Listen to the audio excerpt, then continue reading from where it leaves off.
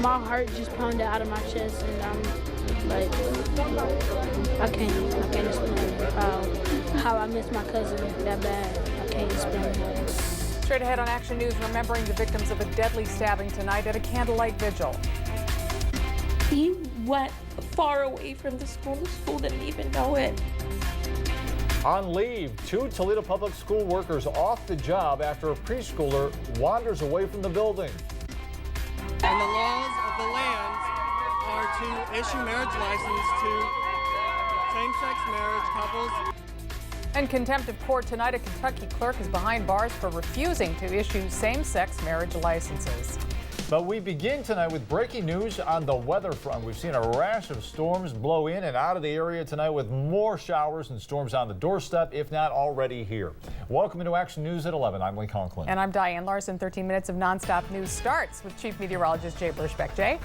And our next line of intense weather is now approaching the metro area, already in Sylvania and out to the west of the Toledo Express Airport, with moderate to steady rain east of us. Here it is on Live Doppler 13,000 HD, showing that larger area of rain from Port Clinton, Fremont eastward. The more intense weather again just entering, let's say, Sylvania, as I mentioned, Holland area. We have numerous lightning strikes up here, Lambertville, Temperance area, and a few more back here near Swanton. So the motion on this, let me put it in motion, is to the east-southeast at 20 miles per hour. So crossing over 475 and Rose Street and US 23. And not severe, but let's put a storm track on this for you, let you know where it will be and exactly when. Looks like it'll be near, let's say, South Hill Park at 1108 with Reynolds Corners, near Holland at 1108, Ottawa Hills 1109, and near Spring Valley also at 1109. With this line, some rather heavy rain, some lightning, small hailstones, and winds gusting over 30 miles per hour. Over to Viper HD now, showing that line moving through parts of the area. We still have a few more behind it, not as intense, but still scattered showers here south of Hillsdale, south of Adrian, and even up here near Jackson, Michigan. A few more spotty showers to get through before the rain now moves out by 2 a.m. As far as the weather for tomorrow, here's the forecast, your 13-hour forecast. Chance of showers early in the day, then a slight chance late in the day, and not quite as hot as today's 90, but still very warm and humid, highs in the mid-80s. We'll have more on the forecast timing of the rainfall for tomorrow and for your weekend in a few minutes. Stick around. All right, Jay, and the weather making it extremely difficult for the UT Rockets to wrap up their home opener tonight. Barely get it started, Yeah. It seems. The Rockets have seen several lightning delays. Kickoff is supposed to be at 7 o'clock. And then they had to stop before halftime. And at last check, UT still in the second quarter. We'll check in with Dave coming up a little bit later in sports. But once again, a couple of delays. Back on the field over the glass bowl in the second quarter right now. Yeah, but we saw that radar not looking good for the rest of the evening. Anyway, meantime, crews with the city of Toledo cleaning up after the severe weather earlier tonight. That's right. 2 trees fell during the storms near the intersection of 101st and 283rd Streets in the Point. This is video from the scene here. At one point, one of the trees was blocking all of 101st, and another tree was blocking half of 283rd Street. At last check, police had actually closed the intersection so crews could clean it up. Now, fortunately, we're told nobody lost power in that part of town, but there were several reports of downed power lines across the metro area. Toledo Edison says that it expects to have all power restored shortly. Turning now to more breaking news out west, out of California. Sacramento College is on lockdown tonight after a deadly shooting just a few hours ago. This happened near a baseball field at Sacramento City College. Police have yet to locate the suspect. They say that person has no shirt and was wearing cargo shorts. And police say all 3 victims are men. One has been confirmed killed. The other 2 are hospitalized. Keep you posted on air and online as this story continues to develop. Back here at home, tragedy bringing people together with a call for peace and healing. This is a brother and sister are remembered after a terrible attack took both their lives. Jocelyn and Johnny Jones both honored at a candlelight vigil tonight after Jocelyn lost her fight earlier this week. Johnny died shortly after the attack on August 10th. New at 11, Sean Haggerty takes us to the emotional farewell. Powerful words tonight from family members of Jocelyn and Johnny, saying tonight that Satan might have touched their bodies, but did not touch their minds. This little light of mine, I'm gonna let it shine. Friends and family lifted candles to honor what would have been a future football star and an aspiring forensic scientist. Johnny Jones Jr. lost both of them, his son and daughter, in the attack. Jocelyn fought for life in the hospital, but when it became too much, her father told her it was time. I told her it's okay if you want to go. It's okay to go. I miss you, though. I really wanted you to pull through, to wake up and say I can go start my treatment of therapy and go home, but she couldn't do it. So I told her it's okay. We're here to pray to the Almighty God. Jones and the children's mother thanked everyone for their prayers, support, and stories about their children gone far too soon. She always had a kind word. Even if she was going through something, she will always end it with a smile. You always saw her smiling. I just remember me and him always playing football, and he used to tackle me so hard, and I used to get mad at him every time, and I just miss him. Can't really explain. Part of the prayerful message was to silence the guns, remove the knives from hands, and speak up if you know of domestic violence, both killed allegedly at the hand of Jocelyn's ex-boyfriend. But now this brother and sister are back together. Her brother was calling her, and the guy called her on. She got tired, and God said, come on home, and she left. Jocelyn was a Start High School student. Johnny was just about to begin at Start. I'm told the Start High School football team players will have a decal honoring the two of them at tomorrow's game against Anthony Wayne. Meantime, the suspect in the murders, Devontae Brown, is being held at the Juvenile Justice Center. Reporting live, Sean Hegarty, 13 ABC Action News. We're learning more about an armed robbery that happened earlier this week. Police have released new surveillance pictures of one of the suspects. It happened at the Vito's Pizza on the 300 block of South Detroit late Monday night. Our cameras were there moments after police crews arrived on the scene. They say that two people walked into the pizza shop and robbed the clerk at gunpoint. Now, late today, TPD released these two surveillance images of one of the suspects. Take a look. If you know who he is or have any information that can help police, you are asked to call Crime Stopper. New at 11, 3 people are hurt after a crash on I-75. It happened about 7 o'clock this evening in the southbound exit ramp near the Bass Pro Shop. Several vehicles were involved in the crash. Truck hit a median, then slammed into another car, which sent it into a ditch. Then an SUV had to veer out of the way. It didn't crash, but a pregnant woman inside was taken to the hospital as a precaution. 2 people in the other vehicles were also hurt. They're all expected to be okay. Well, imagine dropping your child off for his very first day of school ever. It's already an emotional roller coaster. But imagine you pick him up after school and discover your preschooler briefly disappeared outside, unsupervised. It happened to a Toledo mother. He was gone quite a ways away, and the school didn't know. 13 ABC's Christine Long is live now with more on this back-to-school nightmare. Christine. And Lee, the Crossgates preschool teacher and classroom aide have been suspended as TPS district leaders investigate what went wrong. Meanwhile, the boys' parents are furious, saying their son with special needs could have been hit by a car or kidnapped on his first day of school. Crossgate Elementary preschool teacher Donna Humbert and classroom aide Allison Stokes are on paid administrative leave after a first day of school fiasco that left a new TPS mom in tears. I'm scared.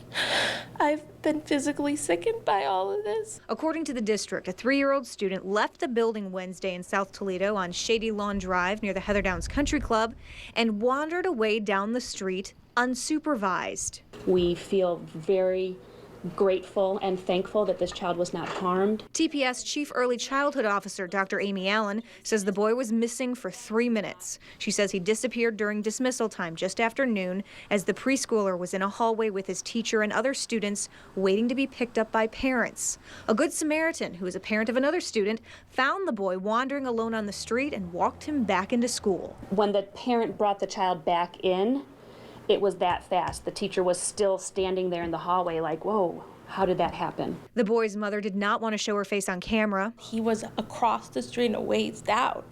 And I was in such a state of shock. Like, I don't even know who this man was.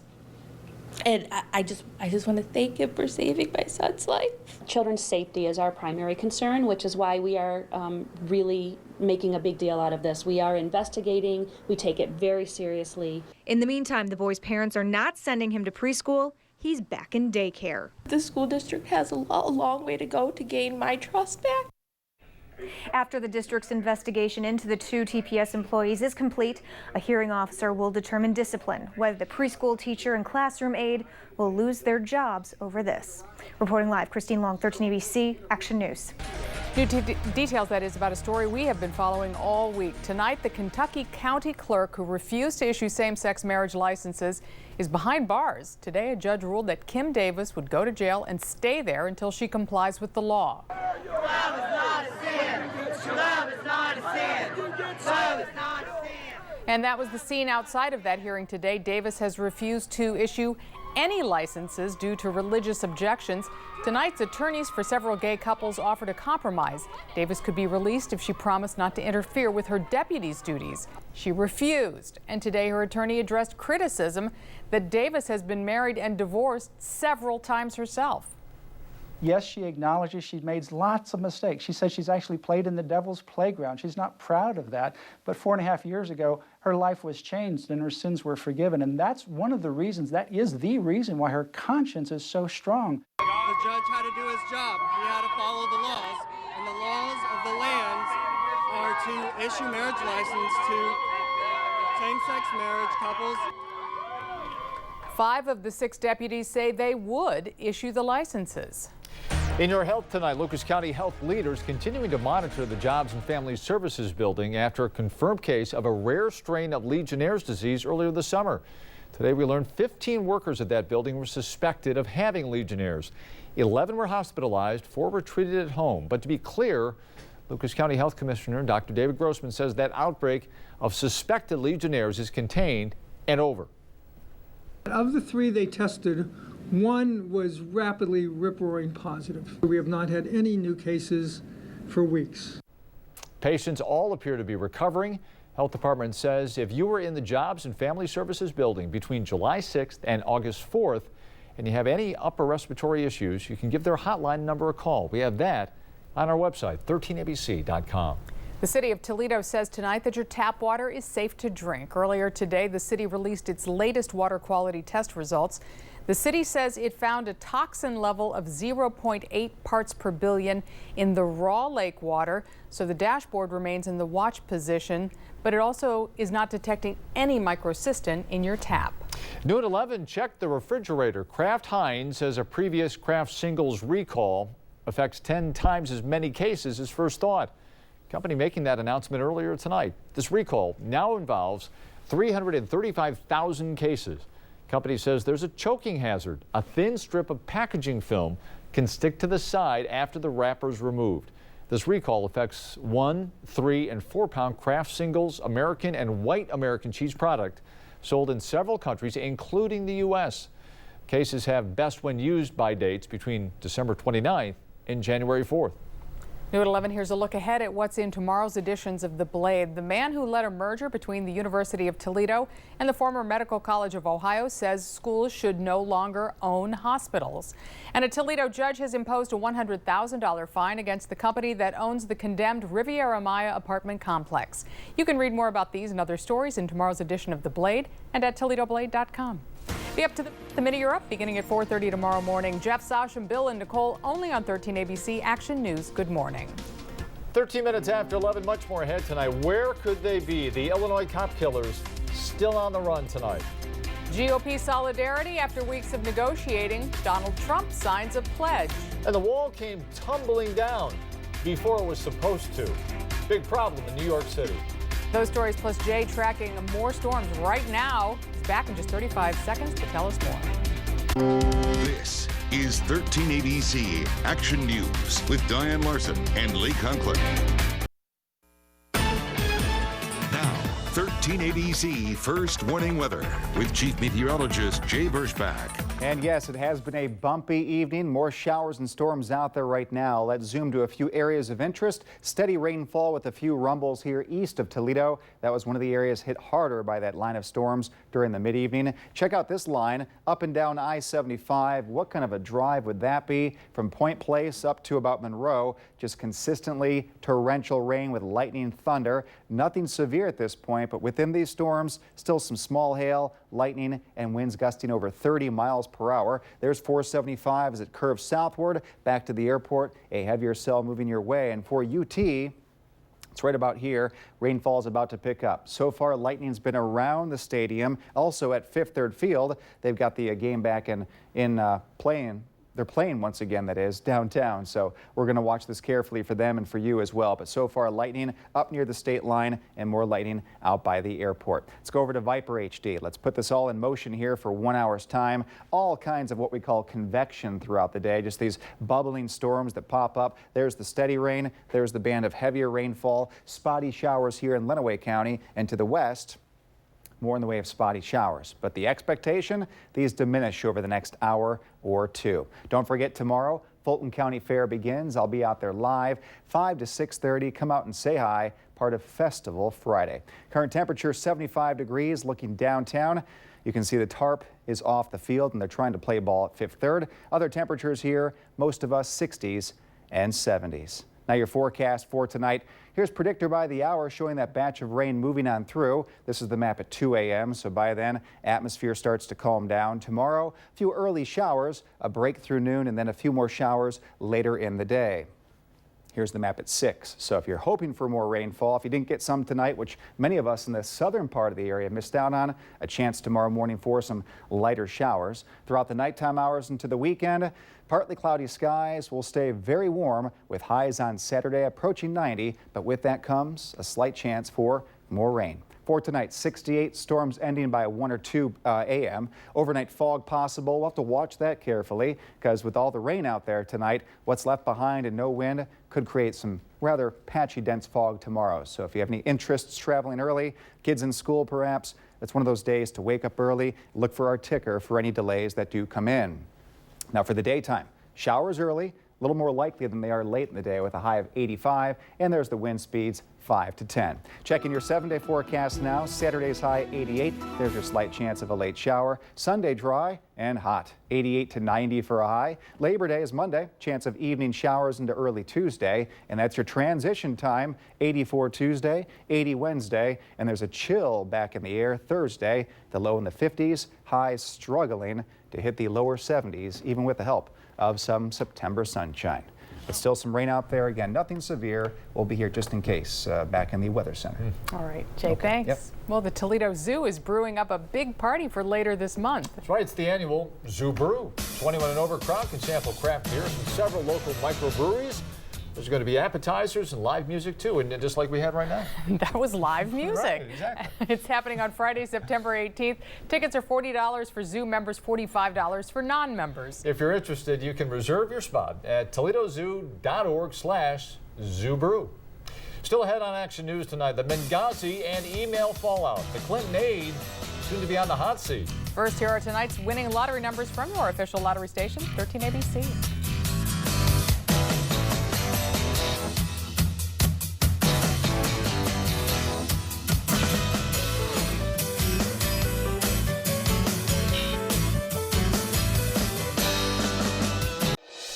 Tracking several developing stories tonight, police in northern Illinois believe they've recovered a video that will help them figure out who killed a police officer earlier this week. Investigators say a resident did come forward with video from a home security system, but authorities haven't been able to look at it yet because it involves technology that requires some special processing tools. So it's been turned over to Homeland Security. It has now been more than 2 days since 3 men killed that officer. New England Patriots quarterback Tom Brady, the matinee idol, expected to be on the field 1 week from tonight when New England opens up the season against the Steelers. NFL spokesperson says while the league is appealing the federal judge's decision in Deflategate, it is not seeking an emergency stay, and that means Brady will be on the field while an appeals court considers the case. U.S. District Judge overturned the NFL's 4-game suspension earlier today.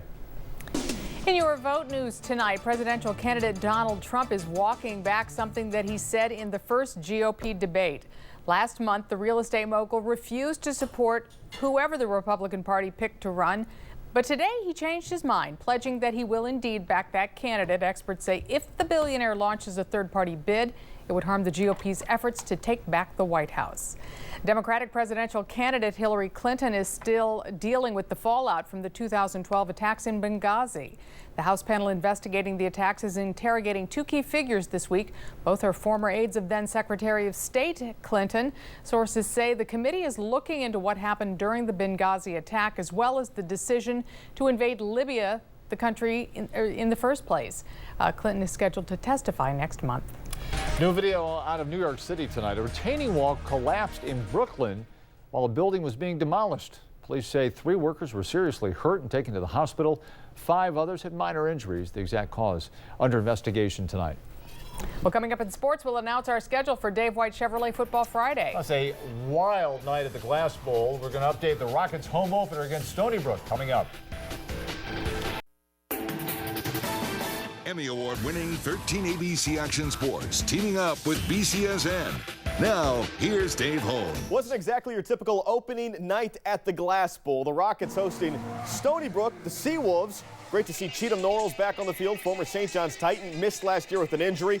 Toledo playing without their best player, Kareem Hunt. He's suspended the first 2 games of the year. But the real story, Mother Nature, delay after delay after delay. They were off, on, off, on. Well, they have played a little bit of football. Chaz Whitaker makes a play on defense. First turnover of the season for the Rockets. They are still playing as we speak. Only in the second quarter, Toledo leads 16-7. The Jim Harbaugh era officially underway. Michigan opening the season on the road against Utah. Maize and Blue defense looked good early. Former Whitmer Panther Chris Wormley, big stop on 3rd down. Then the offense finally gets it together. Jake Rudock in double coverage to Jake Butt. Touchdown. Problem is Rudock has thrown 3 interceptions. Utah leads 24-10 in the 4th quarter. Here's our schedule for tomorrow night's Dave White Chevrolet Football Friday. Perrysburg hosting St. Francis. Home teams here on the right, Bowser, Southview. We're going to go up to Detroit for Whitmer, plus Rogers and Northwood.